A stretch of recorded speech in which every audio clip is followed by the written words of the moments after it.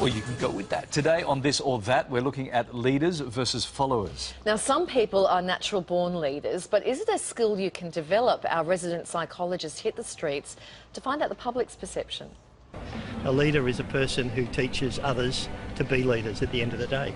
And how do you think you learnt to be a leader? Listening. Does a leader equate with the job role that we have or the way that we do our job?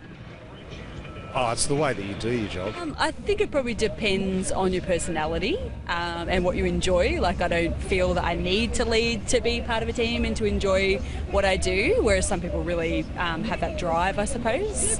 When you're more of a follower, what does that look like? Well, that'd be a situation where I'm not so confident about whatever it is that we're talking about, and so I'd be asking the questions and, you know, asking for information and maybe being a bit quiet. Do you sometimes follow? Of course. When might you follow? When there's a leader. Followed everyone onto the bus behind him. For more on this, psychologist Sabina Reid joins us live from our Melbourne studio. Great to see you again, Sabina. Hi, Carly. We tend to think that the relationship between leaders and followers is kind of black and white, you're one or the other, but how do we define a leader? I think the key quality of leadership is the ability to motivate other people. We also know that leaders take a big picture approach and they really know how to get the team on board. So a lot of us think that we're a leader, but we need to check against this list. Are we proactive? Can we adopt a big picture approach? And I think most of all, are we humble? Because we know that leadership is more about who we are, not the job role we hold, or the title we hold. Yeah, are you born a leader? Because we see kids in the playground sort of showing some leadership skills. Or can anyone learn the art of leadership? We know that about 2/3 of leadership is learned, and yet we also know that if we have a certain set of innate qualities, that will help us predispose us to leadership. So that's being extroverted, being assertive, being a risk taker, being empathetic, being socially intelligent. If we have those innate qualities to start with, it's much easier to learn the skills of leadership. Okay, so if leaders influence others, motivate them, inspire them, what do followers do?